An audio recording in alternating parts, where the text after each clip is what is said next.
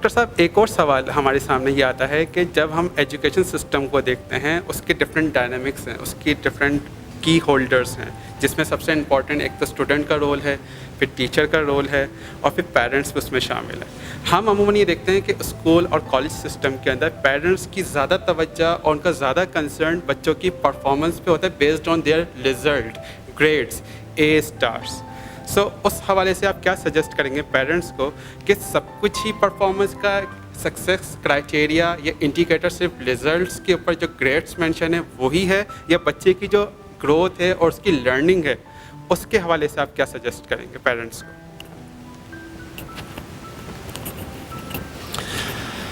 ہاں، یہ تو بہت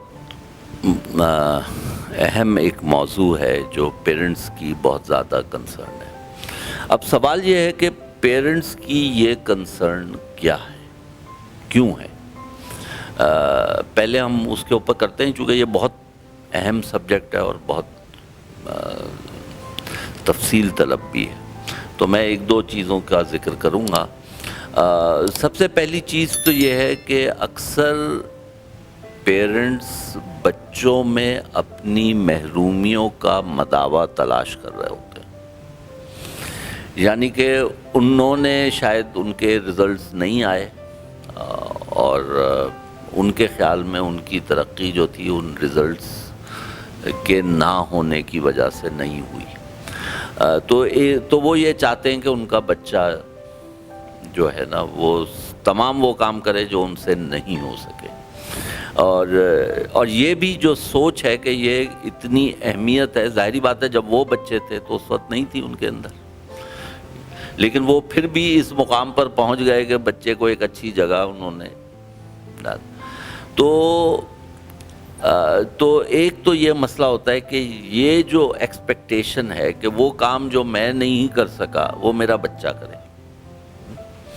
تو یہ ایکسپیکٹیشن ہی غلط ہے۔ جو کام آپ سے نہیں ہوا وہ آپ بچے سے ایکسپیکٹ کر رہے ہیں۔ خیر، ایکسپیکٹیشن کرنا بری بات نہیں ہے، لیکن اس کا جبر بنا دینا، یعنی کہ اپنی محرومیوں کا مداوع بچے میں تلاش کرنا، یہ پرابلمٹک ہے۔ بچے سے یہ ایکسپیکٹیشن رکھنا کہ وہ مجھ سے بہتر ہوگا، بہت ہی پازیٹیو ایکسپیکٹیشن، اور لیکن یہ بات بھی یاد رکھنا چاہیے کہ وہ آپ کا اپنا ہی خون ہے، ٹھیک ہے، اور بہت سارے جینز آپ ہی سے آئے ہیں اس کے اندر، تو اس میں وہ تمام اچھائیاں اور برائیاں ہو سکتا ہے وہی ہوں جو آپ سے اس نے سیکھی بھی ہوں۔ تو یہ جو ایکسپیکٹیشن ہے، اب اس کے اندر میں دوسری چیز کی طرف آتا ہوں، وہ یہ ہے کہ بچے سے جو ہماری ایکسپیکٹیشنز ہیں ان کا جبر نہیں ہونا چاہیے، یعنی کہ وہ جو ایکسپیکٹیشنز پازیٹیو ایکسپیکٹیشنز ہونی چاہیے، لیکن بہت گریٹ ایکسپیکٹیشنز رکھنا وہ ان کے اوپر ایک پریشر کریٹ کرتا ہے۔ اچھا، ایک اور بات یہ ہوتی ہے کہ ہمارے نزدیک ترقی جو ہے وہ ایک خاص چیز کا نام ہے۔ اب آج کل کا جو بچہ ہے اس کے وہ ہم سے بہت زیادہ ایکسپوزڈ ہے، اسے پتہ ہے کہ دنیا میں کیا چیزیں ہو رہی ہیں، کیا نہیں ہو رہی، البتہ اس کو شاید یہ نہیں پتا کہ کن باتوں سے کیا مسائل پیدا ہوں گے آج سے 10-20 سال بعد۔ تو والدین کا وہ ایکسپیرینس ہوتا ہے جس کی بنیاد پہ وہ کوشش ہوتے ہیں اور اس سے بات کر رہے ہوتے ہیں۔ تو دوسرا جو مسئلہ اس کے اندر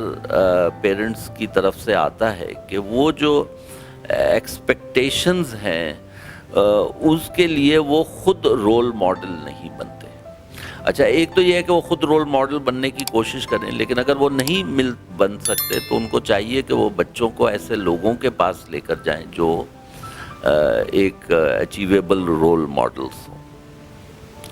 تیسری بات گریڈز کے بارے میں یہ ہے، جو میری ایک اور ٹاک ہے تفصیل سے جس کے اندر میں نے یہ بات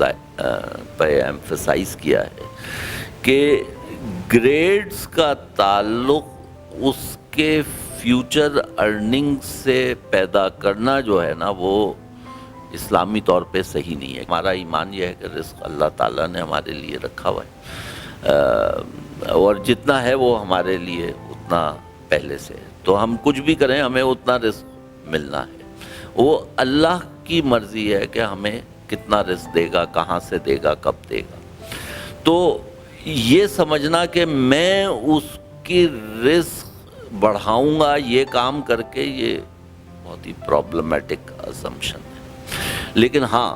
دنیا کے حساب سے اگر اس کو یہ رہنمائی کی جائے تو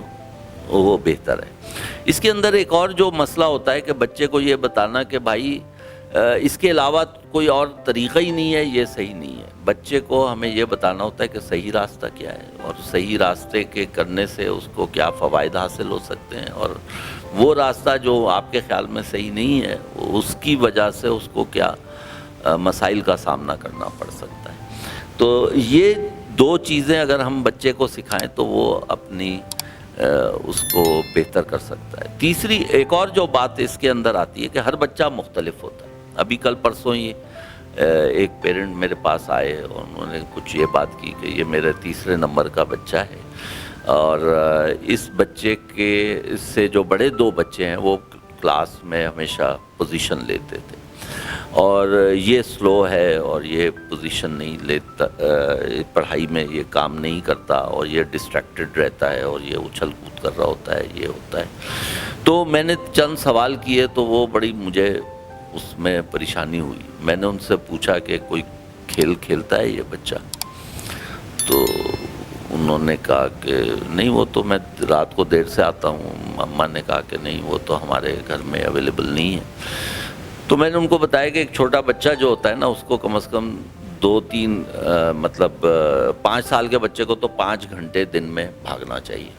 جس میں پسینہ نکلے، اور جو ذرا بڑا ہو جاتا ہے اس کے لیے 1.5-2 گھنٹے کی وگرس ایکسرسائز جس میں پسینہ نکلے وہ ضروری ہے. اگر یہ نہیں ہوگا تو وہ نہ کھانا کھا سکے گا پوری طرح، اس کو بھوک نہیں لگے گی، اور نہ اچھی نیند آئی. اور یہ تینوں چیزیں اس سے لازمی ہے جو اس کو وہ پیس آف مائنڈ دیں جس کے اندر وہ پڑھائی کر سکے. تو یہ بھی توازن ان کا غلط ہوتا ہے کہ اس کو پہلے وہ اسکول گیا، اسکول سے آیا، پھر قرآن کی کلاس ہوئی، پھر اس کو جناب ٹیوٹر کے حوالے کر دیا، پھر ٹیوٹر کے بعد ہوم ورک شروع ہو گیا. تو بس وہ بچہ جو ہے نا پھرکی کی طرح گھوم رہا ہوتا ہے، اور اس سے بہت سارے مسائل پیدا ہوتے ہیں.